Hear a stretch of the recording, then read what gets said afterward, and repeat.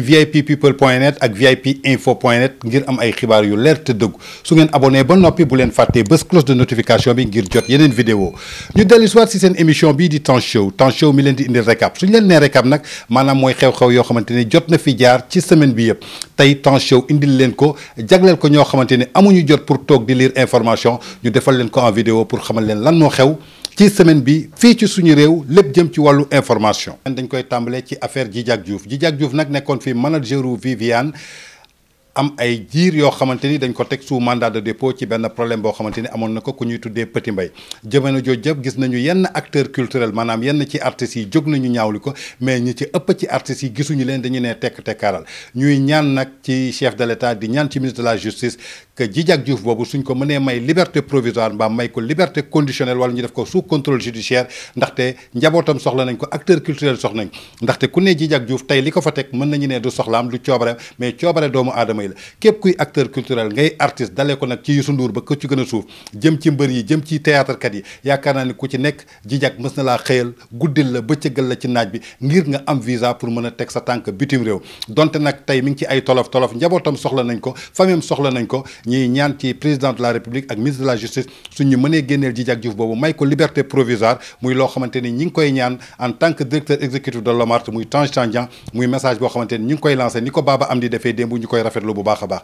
donc président ministre de la justice ñi ngi leen di ñaan ci njekk ak teranga su ngeen mënee bàyyi Djidiack Diouf mu delluwaat ci këram mu nekk sous liberté conditionnelle mbaa liberté provisoire saa yu ko yoon soxlaa mu wuyu ji yaakaar naa ni dinañ leen si gërëm dañ leen si sant ku nekk xam ne ni semaine bii ñu génn histoire Cheikh Yérim Seck ak Batiplus ak famille Farès lëmbeen presse bi fii ci Sénégal li ko waral ginnaaw Cheikh Yérim Seck am muy journaliste boobu bu mu defee benn sortie foofu ca télévision boobu nekk ca 7TV mu jàkkaarloo nag Maïmouna Ndour Faye dafa am ay kaddu yoo xamante ni jotoon na ko yëkkati kaddu yooyu nag bu mu ko yëkkatee yaakaar naa ni bu mu xëyee dañ ko convoqué foofu ca section de recherche bu mu demee section de recherche nag jàkkaarloog enquêteurs yi dañ ko posé question ñu ne lu mu wax fan la ko teg ak fan la source am nekk mais ginnaaw loolu Cheikh Yérim Seck dafa taxaw ne moom information yu leer la mais source am du ko mës a waxee bi ñu jógee ci loolu nag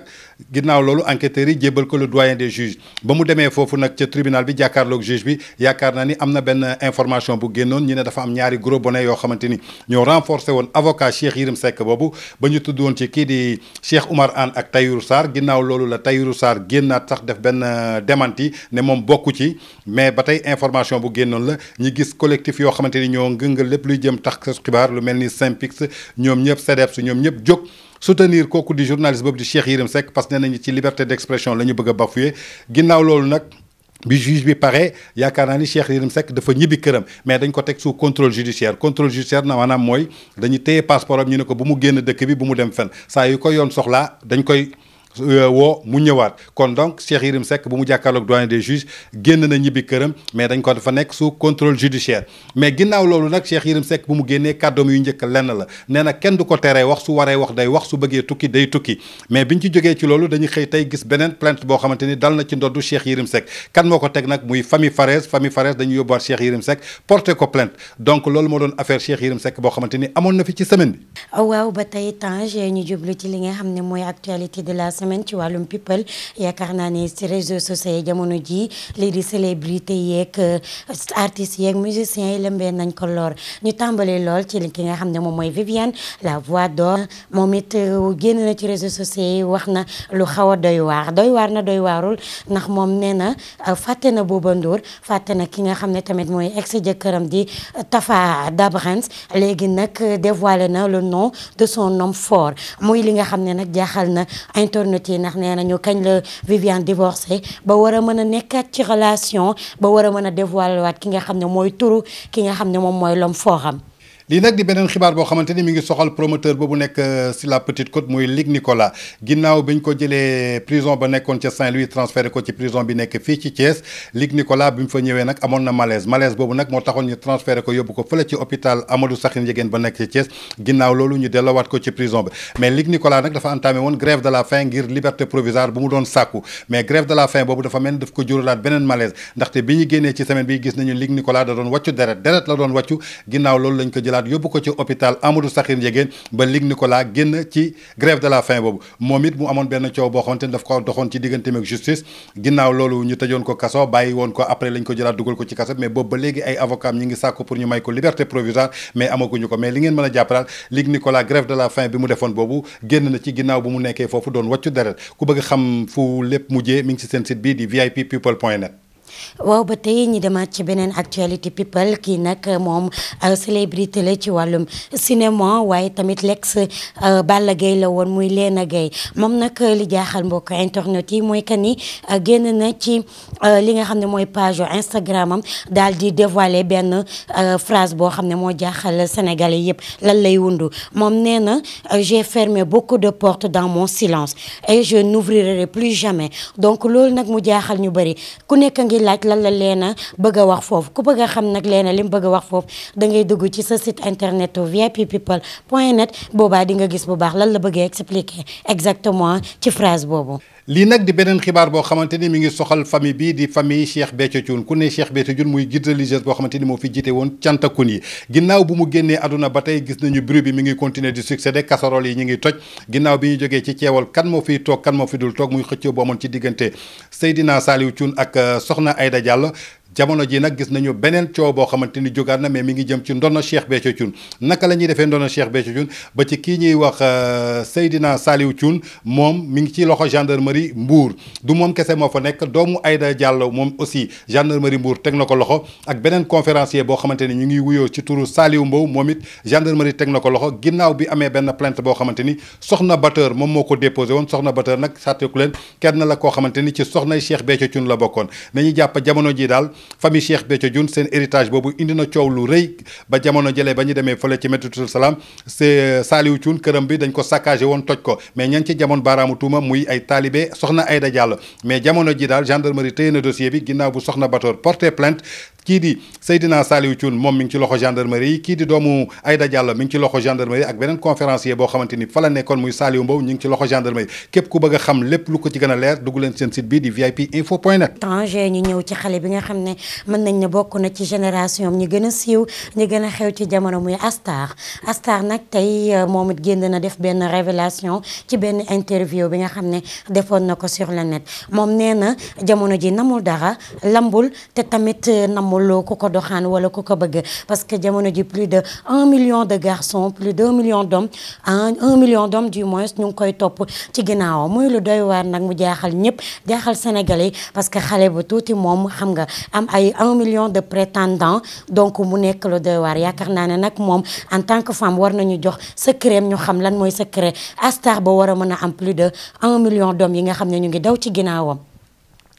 ginnaaw bu ñu jógee ci démission boobu di Aliou Sarr dañuy demaat ci semaine bi ñu génn gis nañu ñaari kilifa yoo xamante ni am nañu naqar ak tiis ndaxte seen waajur dafa génn àdduna biñ koy njëkkee muy Khalifa Sall nekkoon fi maire de Dakar moom yaayam waajuram bu jigéen dafa génn àdduna ak kii di Mimi Touré jiite conseil économique et social moom it yaayam dafa génn àdduna ñu ngi leen koy jaale di ñaan yàlla xare leen aljanna suuf sedd seen kaw mais ginnaaw loolu gis nañu première dame di soxna Marème Faye Sall di soxna si njiitu réew bi di Macky Sall moom it def na geste bu noble déplacé wu na dem kër Khalifa Sall jébbal fa njaalam jógee fa dem ci Mimi Touré tamit jébbal fa njaalam ñu nit ñuy continuer di jébbal suñu njaal ñaari famille yooyu yëpp muy kii di yaay si Aminata Touré ak kii di yaay ci Khalifa Sall. Tange ñu ngi wax ci promoteur bu mag boobu di Aziz Aly Ndiaye moom génn na ci internet bi daal di wax ne daal di annoncer sa retraite de production de lutte ba pare nee na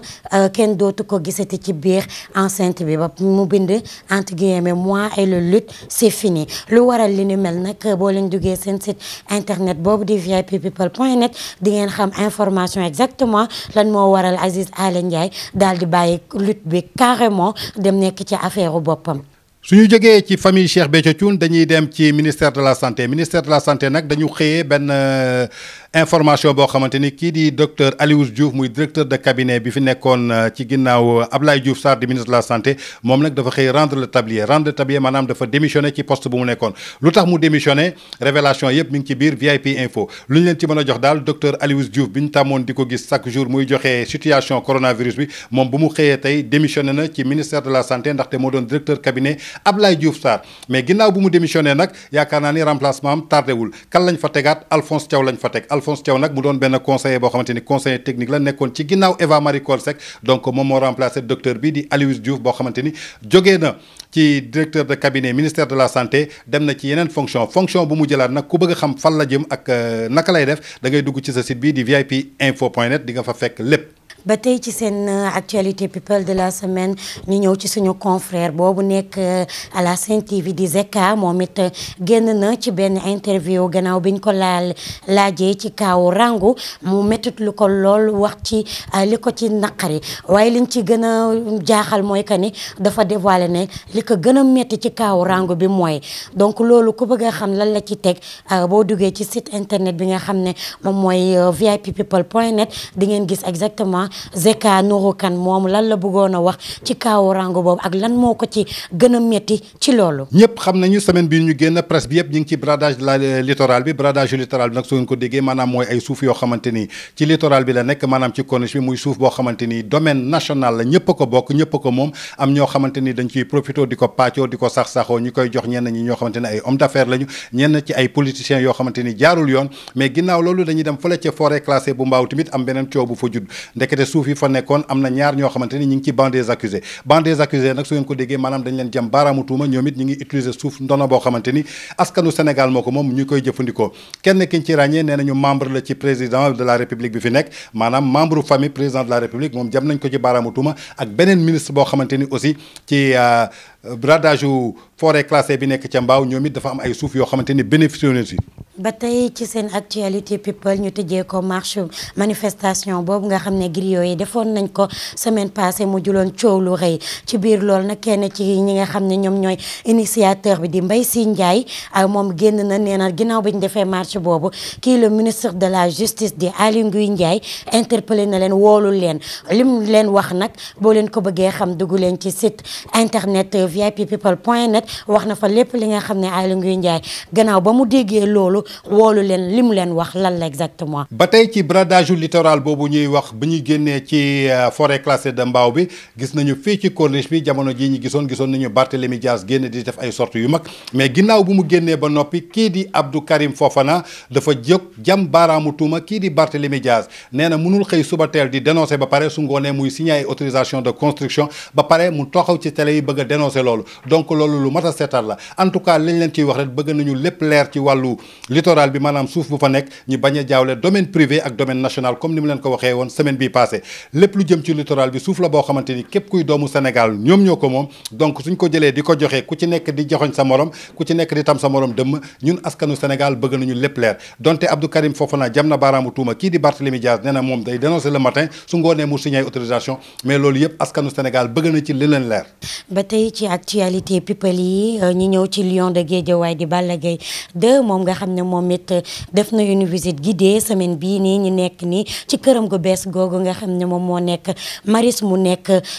villa mën nañ ne château la parce que kër gi boo gisee melokaanam xam ne xaalis bu bari millions yu bari dem nañ fa loolu nag wane na ni ne làmb sénégalais làmb Sénégal am na xaalis loolu macha allah parce que kër googu ku ko gis xam ne caaxaan tabaxu ko te tamit jéggi na dayoo macha allah. ba tey dañuy dugg ci scandale foncier yooyu ñuy wax suñu jógee ci littoral bi jógee ci forêt classée bu Mbao gis nañu kii di ministre Abdoulaye Daouda Diallo jóg na aussi dànkaafu kii di directeur des impôts et domaines muy Mame Boye Diao nee na ko daal ak lu ci mënte am bëgg na transparence am ci lépp lu jëm ci loo xamante ni dafa jëm ci wàllu foncier fii ci Sénégal képp ku bëgg a xam lan la Abdoulaye Daouda Diallo wax Mame Boye Diao da ngay dugg ci sa site bi di vippeople.net di ko ci fekk information yu leer yu dëggu yoo xamante ni kenn mënu ko werante. ba tey ñu tëjee ko kawteef histoire homosexuelle boobu nga xam ne mu ngi xewee fee ca boo maraîcher mu nekk un rabatteur bi nga xam ne dafa violé benn xale bu 14 ans boo xam ne coxeur la woon foofu ci boo maraîcher mu nekk lu lëmbee réew mi lu jaaxal askan wi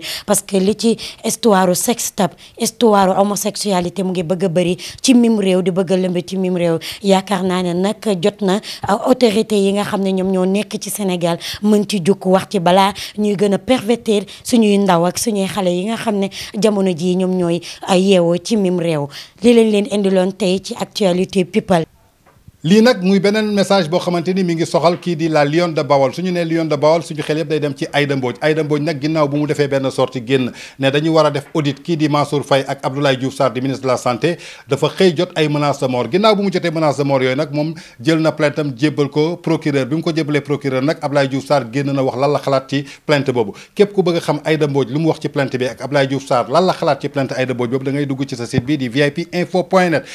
en tout cas daal moom li mu wax maanaam dañu war a auditer Abdoulaye Diouf Sarr ak Mansour Faye mu jot ci ay menaces de mort donte ku wax nañu auditer nga menace de mort kon ku yoboo Sénégal na ñëpp tëj seen gémmiñ te noppi lii nag muy beneen xibaar boo xamante ni mi ngi jëm ci wàllu njàngale bi ak njàngale bi ginnaaw bi ñu renoncé seen décision bi ñu jëloon ñi xale yi def classe d'examen dañuy dellu école le 3 juin ministre de l'éducation nationale di Mamadou Talla ñëwaat na si décision jël nañu beneen ay mesures yu bees maanaam jàppale ni ñaar fukki fan ak juróom ci weeru juin bii ñu nekk xale yi nekk ci classe d'examen war def entrée en 6e CEP def BFM def bac danañu delluwaat jàngi si seen école mais limité nañu élève bu xale bu nekk 20 classe bu nekk ñaar fukki élèves ñoom ñoo fay nekk port des masques yeeg yëpp jël nañu seen matuwaay donc nañu jàpp ni datu examen yëpp bu si nekk jël nañ ko muy certificat ak entrée en sixième muy BFM muy anticiper bac yi loolu yëpp ministre Mamadou Talla bu yor éducation nationale jël na ko teg na ay ndogal yoo xamante ni taxaw na mais li ci jaaxal askan bi yëpp maanaam mooy école privée yi donte xale yi toog nañu ñetti weer yoo xamante ni jànguñu mais dañu ne balaa ngay inscrire sa doom pour déwén da ngay fay ñetti weer yoo xamante ni jànguñu ko bi mu amee nag je crois que problème jóg na si dëkk bi ba maître Massokhna Kane nee na dañuy jóg porter plainte ñooñu fan lañ ko teg yéen ngeen di jàngal ay xale ñetti weer kenn jàngu ci am ñoo xamante ni dañ doon fay année scolaire bi yëpp ñu fay leen loo xamante ni jàngu leen ngeen ne pour nga inscrire da ngay fay ñetti weer su dee dañuy jaay doole nag askan bi nee nañ dañuy taxaw jàmmaarloog ñoom ndaxte jamono ji nañu ne école yi ñoom ñoo yoral parents d'élèves yi mais parents d'élèves yi yoraluñu dara école yi lii nag di beneen information boo xamante ni ñi ngi ko jagleel affaire Lamine Diack jàppaleen ni que semaine bi ñu génn yëpp Lamine Diack ak doomam bii di Massata Diack ñi ngi leen doon jugé fële ca France maanaam tribunalu France ñi ngi leen doon jugé ci wàllu corruption boo xamante ni defoon nañ ko ba ñu yoree IAF ginnaaw doom jooju di Massata Diack bi ñu ko lancé mandat d'arrêt international boobu ba tey demul mi ngi fii ci Sénégal mais kii di baayam di Lamine Diack moom jàkkaarloo nag juge yi mais ginnaaw bu mu joxee ay preuve wax SMS yi ko enfoncé woon yëpp mu joxee ci li leer mais jàppale ni que tribunal décidé na dañuy tëj Lamine Diack ci lu toll ni ñeenti at yoo xamante ni da koy tëdd ci kaso ba pare amaan ko lu toll ci 500 000 euros 500 000 euros nag suñ ko xaymaa ci ay millions yaakaar naa ni lu bari la ci CFA donc nañu jàpp ni daal délibération bi amagul mais date bi fixé nañ ko mais juge yi li ñu jotagum jàpp ne Lamine Diack dafa war a tëdd ñeenti atu kaso ba pare fay 500 000 euros boo xamante ni da koy fay ci amende ba pare ñu continuer def seen mandat d'arrêt international boobu kii di doomam di Massata Diack mais am na ñoo xamante ni tamit gis nañ ci ay sorties fii ci Sénégal ñu ne Lamine Diack a été abandonné par sa famille maanaam famille dañ ko seetaan muy ay xibaar yoo xamante ni ku ci am lu la leer da ngay dem dugg ci sa site bi di vipinfo.net lii nag di beneen xibaar boo xamante ni mi ngi soxal feebar bi di mbas bi nga xamante ni diiru ñetti weer mi ngi fii ci àdduna bi yëpp wër fi lëmbalkat mais lu ñu ràññee ci Sénégal semaine bii ñu génn dañu gis vague de décès maanaam dee yi dañoo gën a multiplier wu gën a bare chaque jour di nga gis ñeent di dee lan moo lëmbal ci biir ku bëgg a xam lan moo nekk ci kaawul vague de décès yooyu da ngay dugg ci sa site bii di vippeople.net ba vipinfo.net lii nag xibaar la boo xamante ni xibaar bu doy waar kan moo ko génnee muy Mollah Morgun nag muy benn youtubeur boo xamante ni xew-xew bu am dafay nekk ci youtube bi di def ay vidéo di ci joxe ay pensées fii nag ci kaw la dal na ci kaw soxna sii di Aïda Diallo lan la wax ci Aïda Diallo Mollah Morgun li mu wax ci Aïda Diallo en tout cas nee na dafa amoon jëkkër cheikh bi la ca topp nag du man maa koy wax ku bëgg a xam li Mollah Morgun wax ci Aïda Diallo révélation yoo xamante ne man kat aw ma sañ-sañ wax ko waxuma ko Mollah Morgun moo ko da ngay dugg ci sa site bii di vippeople.net muy xibaar yi leen indi loon doon seen récap ci semaine bii lépp luy information ñi di leen ko si seen biir émission Temps Show di leen jox dig daje ba beneen semaine ak beneen émission ci Temps Show